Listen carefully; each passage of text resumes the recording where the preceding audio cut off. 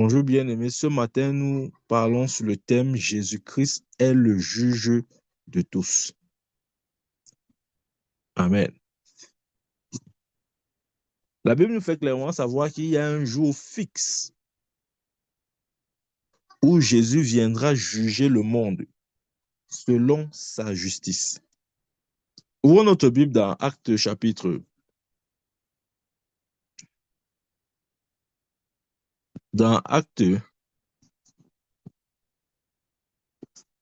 17, verset 31.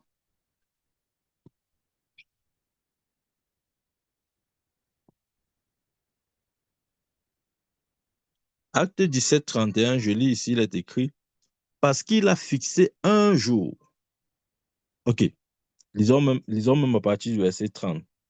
Ok, il dit là-bas, Dieu, sans tenir compte des temps d'ignorance, annonce maintenant à tous les hommes, en tout lieu, qu'ils aient à se repentir. Verset 31. Parce qu'il a fixé un jour où il jugera le monde selon sa justice, par l'homme qu'il a désigné, ce dont il a donné à tous une preuve certaine en leur ressuscitant des morts. Amen. Donc, la volonté de Dieu, c'est que tout le monde où tous les hommes se répandent. Amen. Dieu ne veut pas que le pécheur meure, mais il veut qu'il parvienne à la repentance, afin d'obtenir miséricorde. Et donne la raison. Pourquoi est-ce que les hommes doivent se repentir? Parce qu'il y aura un jour, ou parce qu'il a fixé un jour où il jugera le monde selon sa justice par la personne qu'il a désignée, c'est-à-dire Jésus-Christ. Amen. Bien-aimés, voilà pourquoi nous devons évangéliser. Parce que ce monde sera jugé par Jésus-Christ, notre Sauveur. Et la Bible dit que tous ceux qui n'ont pas cru ou tous ceux qui ne croiront pas en Christ Jésus, ils seront jugés. Et si leur jugement, ça consiste, comme j'ai dit, ouais, pour l'instant, ceux qui meurent sans le Christ vont en enfer. Mais après le jugement, il n'y aura plus l'enfer. Il y aura le lac de feu. Bien aimé, c'est dangereux de se retrouver dans le lac de feu. Ça, vraiment, il ne faudrait même pas souhaiter ça à votre pied ennemi. Se retrouver, imaginez-vous déjà l'enfer. Et maintenant, la Bible dit qu'il y aura pire que l'enfer. Il y a le lac de feu.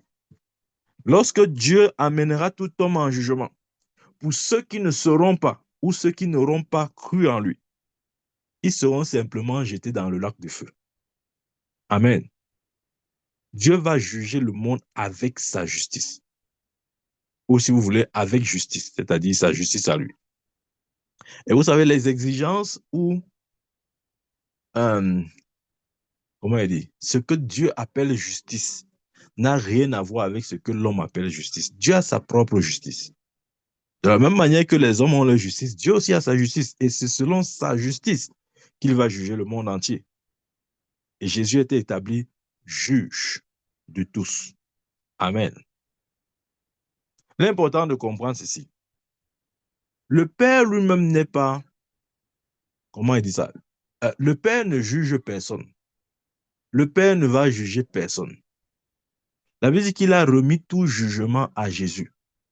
Le Père ne juge personne, bien-aimé. C'est ce que la Bible dit dans Jean 5, verset 22. Il dit, le Père ne juge personne, mais il a remis tout jugement au Fils. Donc, c'est le Fils qui va juger tout le monde. Amen. Dans Actes chapitre 10, verset 42, ouvrons aussi un peu ce verset.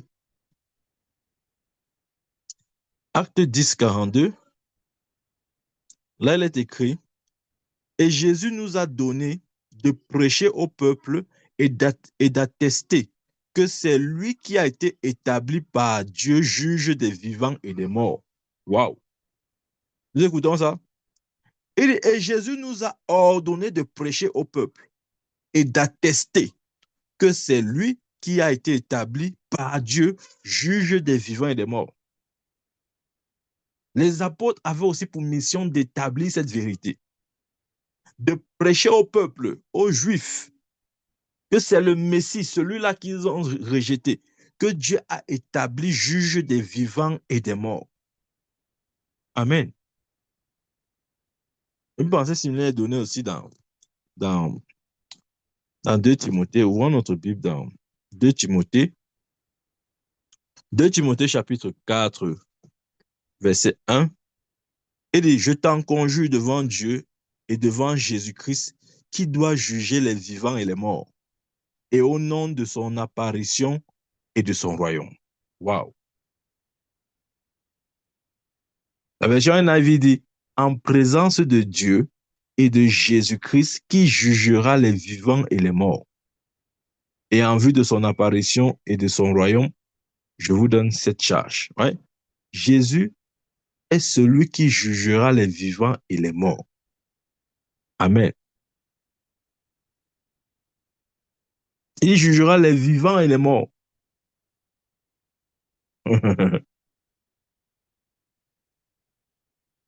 Jésus jugera les vivants et les morts. Ah, est-ce que nous comprenons ça? Maintenant, ouvrons un peu 2 Corinthiens. 2 Corinthiens chapitre 5, verset 10.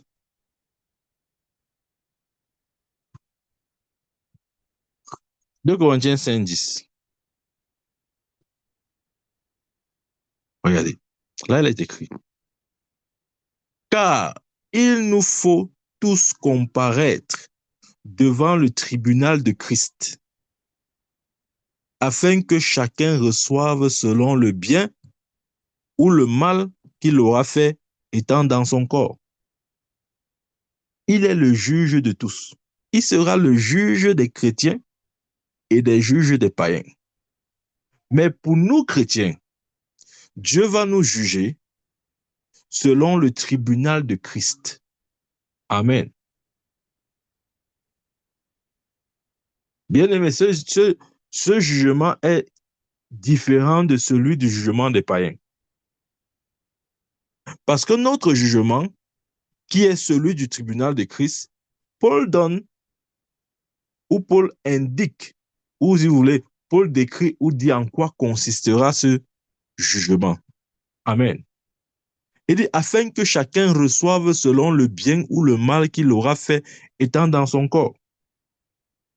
Donc nous, enfants de Dieu, nous allons passer par le tribunal de Christ. C'est le tribunal des récompenses, selon le bien ou le mal qu'on aura fait lorsque nous étions dans nos corps. C'est pourquoi c'est maintenant que tu détermines ta récompense. Bien-aimé, tu dois travailler pour ta récompense dès maintenant. De peur que devant le tribunal de Christ, Dieu n'ait rien du tout à te donner. J'ai dit, il y a des gens qui vont comparer devant ce tribunal et ils n'auront rien du tout. C'est-à-dire, Dieu va les regarder comme ça. Il va seulement dire, pardon, continue ta route.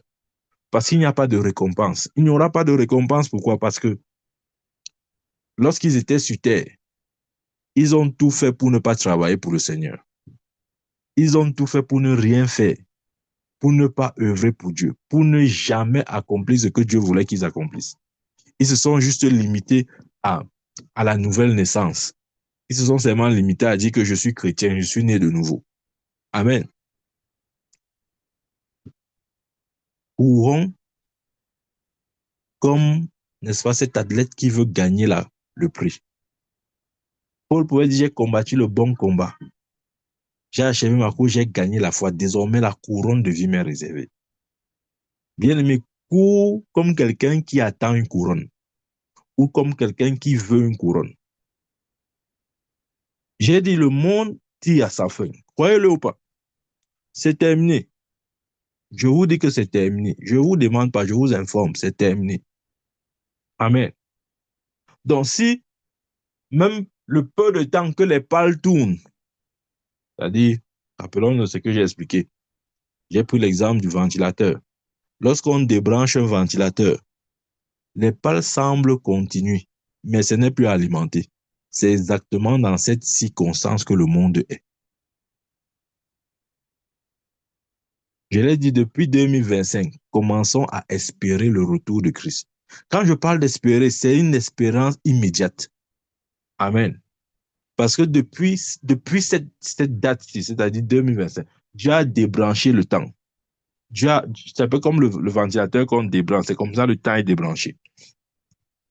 Ça veut dire qu'à tout moment, les pales peuvent cesser de tourner. À tout moment, le temps peut s'arrêter, c'est-à-dire l'Église peut partir. Ça, c'est l'horloge de Dieu actuellement.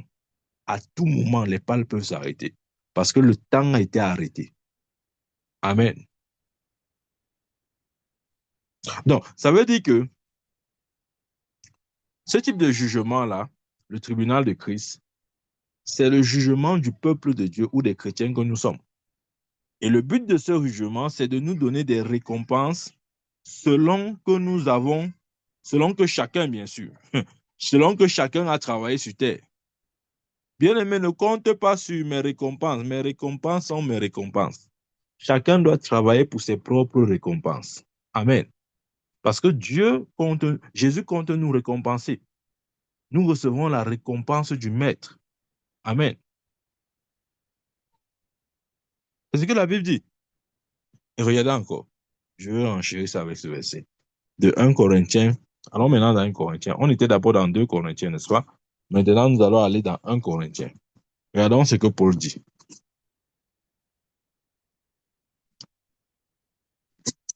1 Corinthiens 4.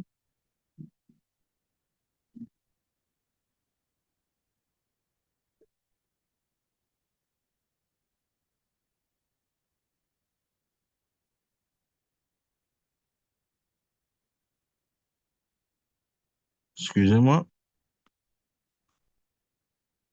1 Corinthiens chapitre 4, verset 5. Il dit, c'est pourquoi ne jugez de rien avant le temps, jusqu'à ce que vienne le Seigneur, qui mettra en lumière ce qui est caché dans les ténèbres et qui manifestera les desseins des cœurs. Suivons la suite du verset et la fin. Alors chacun recevra de Dieu la louange qui lui sera due. Bien aimé, c'est encore ça le tribunal de Christ. C'est le tribunal où chacun reçoit de Dieu la louange qui lui sera due. En d'autres termes, Dieu nous récompense. Dieu, Dieu nous accordera des récompenses en fonction de notre travail. Amen. Et nous ne recevrons pas tous le même niveau de louange. Il a dit chacun recevra la louange qui lui sera due. Ta louange sera ou ta récompense sera à la hauteur de ton travail. Donc, si tu veux une petite récompense, c'est très simple. Il faut juste croiser les bras et attendre l'enlèvement. En tout cas, le prophète nous a déjà dit, moi, il y a encore quoi? N'est pas j'attends que l'enlèvement vienne. Non, bien aimé. Que l'enlèvement te trouve dans le travail. Amen. Ça, c'est important. Parce que Jésus, lorsqu'il reviendra, là, c'est le second retour de Christ, à ne pas confondre avec l'enlèvement. Parce que je l'ai dit, nous avons l'enlèvement, ensuite nous avons la grande tribulation. À la fin de la grande tribulation, nous avons le second retour de Christ, où Christ vient avec l'Église. Cette descente de Christ avec l'Église, c'est le second retour. Et c'est ce jour que Dieu amènera toutes choses en jugement. Amen. Il va juger la terre. À son second retour sur la terre, il jugera toutes les nations. Amen. C'est ce que la Bible dit. Dans Matthieu 25, verset 37 à 32, il dit ceci.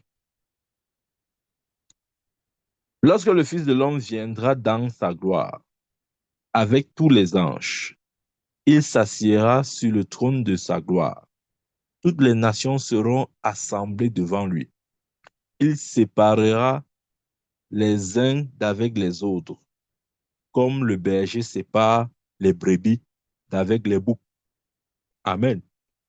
Quand il viendra, il va faire la séparation entre les brebis et les boucs. Les brebis, ce sont ses enfants. Les boucs, ce sont les fils de la rébellion. Il y aura une séparation claire. Rappelons-nous un jour, Jésus avait dit, laissez croître les deux. La bonne herbe et l'ivraie. Et à la fin, on va séparer. Bien aimé, c'est ça. Le bon et le mauvais croient maintenant. Le bon et le mauvais croissent ensemble.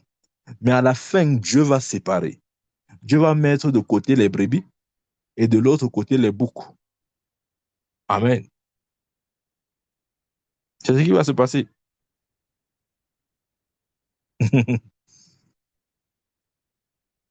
Maintenant, j'ai parlé du tribunal de Christ, qui est justement euh, ce jugement que Dieu réserve à ses enfants, qui sera justement manifesté par nos récompenses, ou si vous voulez, Dieu va nous attribuer des louanges selon notre travail sur terre.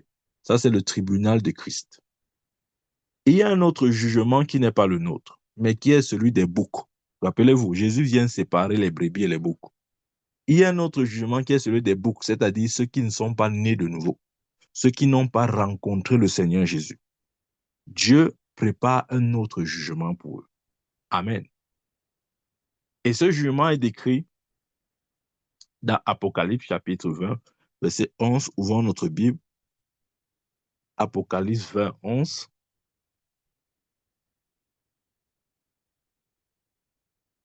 Ça, c'est le jugement des pécheurs bien-aimés. C'est encore appelé le jugement du grand trône blanc. Ça, c'est le jugement des pécheurs. Amen. Et ce qui est remarquable dans ce jugement, c'est que Jésus ne les jugera pas seul.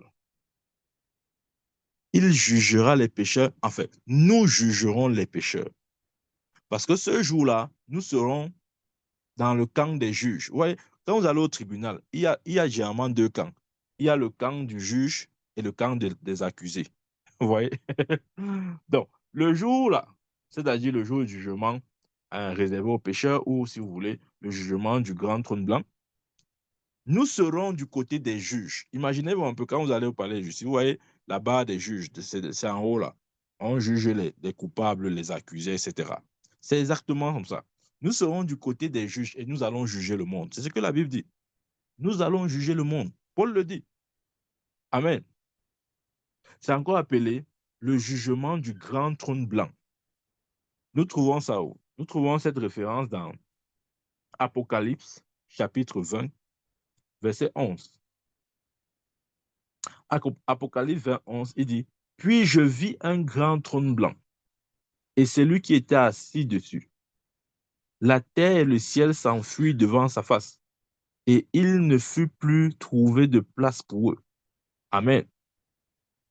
Ça, c'est le tribunal du grand trône blanc où Jésus vient juger les nations et nous jugerons les nations avec lui. Amen. Bien-aimés, la bonne nouvelle, c'est que ces deux types de jugements ne sont plus pour un futur lointain. Alléluia. Ce n'est plus pour un futur lointain. Ces choses que vous entendez maintenant, je vous ai dit, si tu entends ma voix aujourd'hui, s'il y a une chose que je peux te promettre, c'est que l'enlèvement te trouvera vivant. Voilà la seule chose que je peux te promettre avec certitude. Et si l'enlèvement te trouve vivant, bien-aimé, les Écritures nous font savoir qu'après l'enlèvement, il y aura 7 années. Après les 7 années, le retour de Christ, il vient juger le monde. Le jugement du grand trône blanc. Amen. Voilà. Nous jugerons le monde avec Christ, la Bible le dit. C'est un. Et vous voyez, comme j'ai dit, ces jugements, que ce soit le tribunal de Christ ou le jugement du, du grand trône blanc, ce sont des jugements proches. C'est imminent. Par conséquent, pour nous les brebis, sauf si tu te définis comme un bouc. Si tu sais que tu es un brebis, bien aimé, en 2025, c'est Dieu comme tu n'as jamais servi. Quand je dis en 2025, n'attends pas dans 2, 3 mois. Je dis comme je parle là. Ça doit être une décision permanente. C'est Dieu comme tu ne l'as jamais servi. C'est Dieu parce que Dieu dit que, mais qu'est-ce qui se passe avec mon enfant si il s'est réveillé ou quoi? Amen. Parce que le ciel et la terre passeront. La Bible le dit. Quel que soit ce que tu essayes d'amasser, ça va passer. Ça sera consumé par le feu. Ça, c'est clair, hein? Ne crois pas que tu vas aller au ciel avec ta voiture. Tu n'iras pas au ciel avec ta maison. Tu n'iras au ciel avec aucun bien matériel. Tu iras au ciel avec tes œuvres.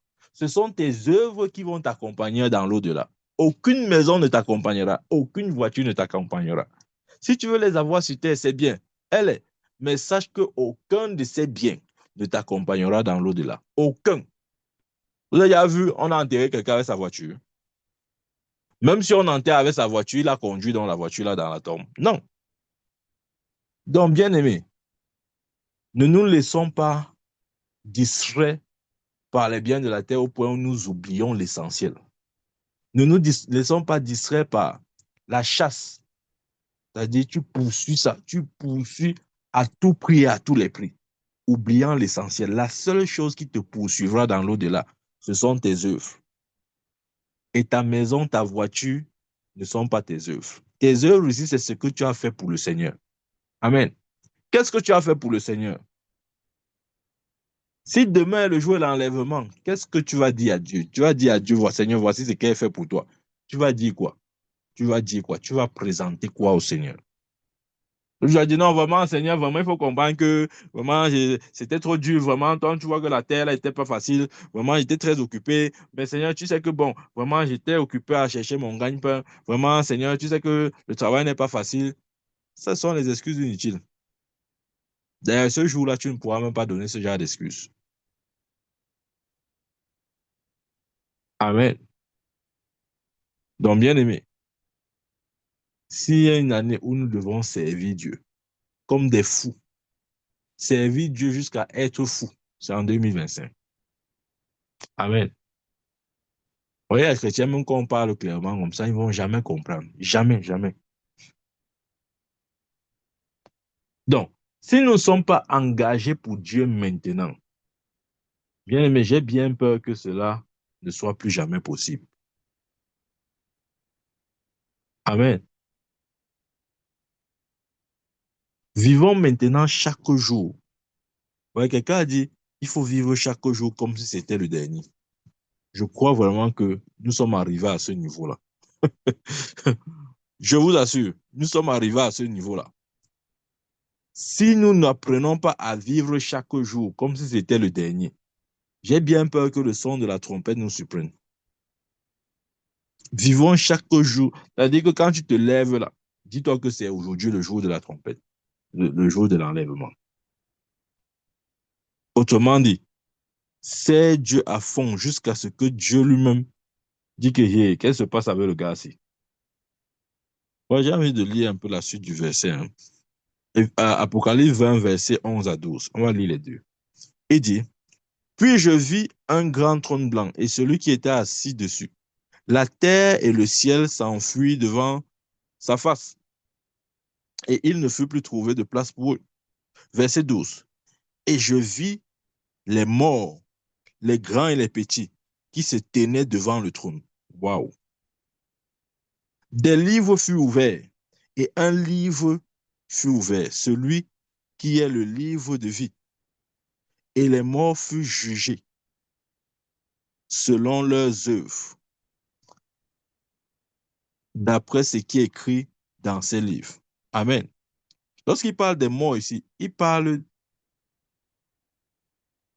parle pas seulement de ceux qui sont morts physiquement, non.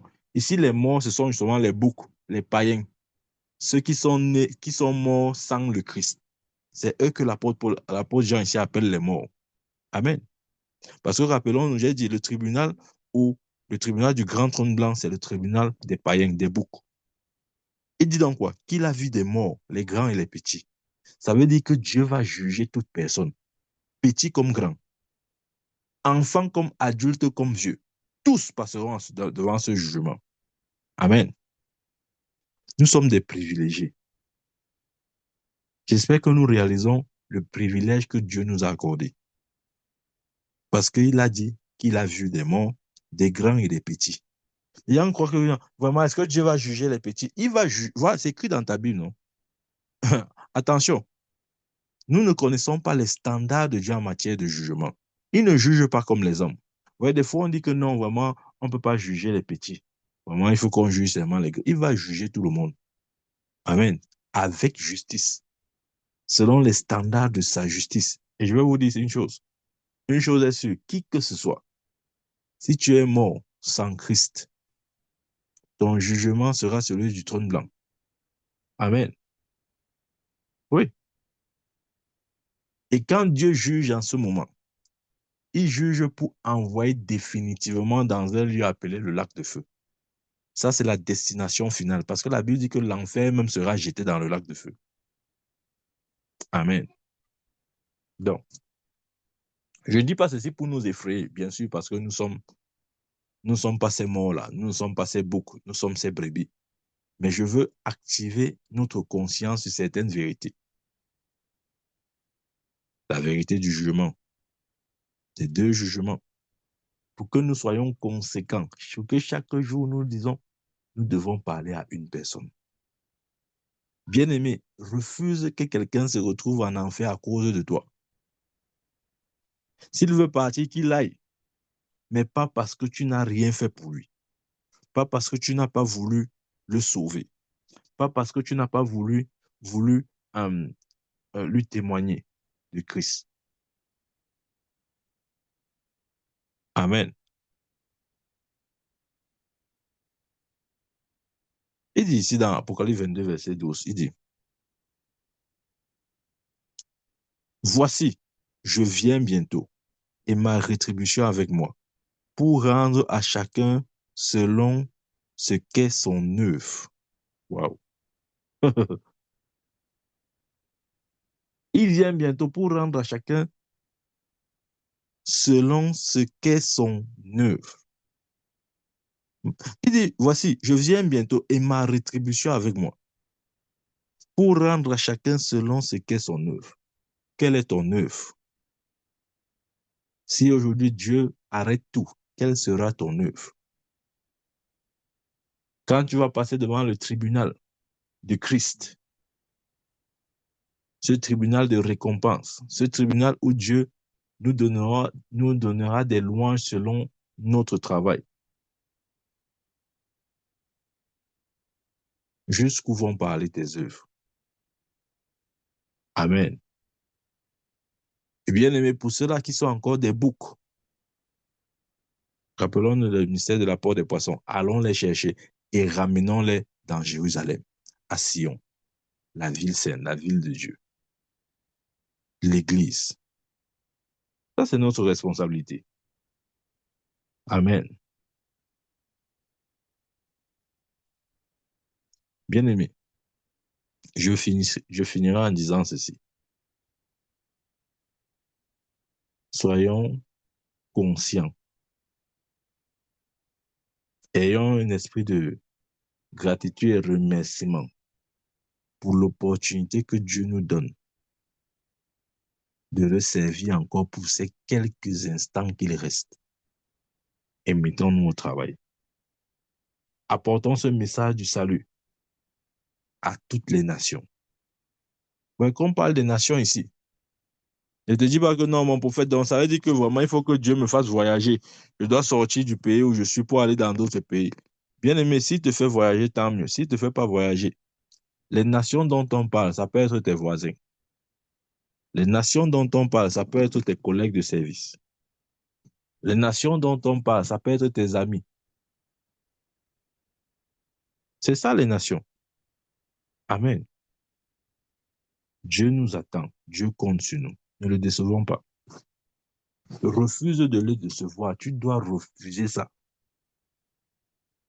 Il ne faudrait pas qu'à la fin, il ait honte de toi. Parce qu'il a vu que tu as tout fait pour ne rien faire. Je ne dis pas que tu n'as pas le temps. Tout le monde a 24 heures, bien aimé. Dieu n'a jamais, depuis que la terre était, Dieu n'a jamais donné plus de 24 heures à un homme. Jamais. Donc, lorsque nous voyons des gens accomplir des exploits pour Dieu, c'est toujours dans 24 heures, pas plus. Laisse-toi encore interpeller ce soir ou ce matin. Lève-toi, parle de Christ, gagne les nations. Laisse cet évangile parcourir les nations pour servir de témoignage. Alors viendra la fin. Nous sommes dans une année critique. agissons et comportons-nous comme des gens conscients. Amen. Et n'oublions pas, Jésus-Christ est établi juge des vivants et des morts. Il jugera tout le monde parce qu'il est le juge de tous, le juge des boucs et le juge des brebis. Il sera pour les brebis le tribunal de Christ et il sera pour les boucs le grand trône blanc. Travaillons, travaillons sans relâche pour amener un maximum à Christ. Ça, c'est la seule chose que Jésus attend véritablement de nous pour cette saison. Que Dieu nous bénisse au nom de Jésus-Christ. Amen. Amen. Amen.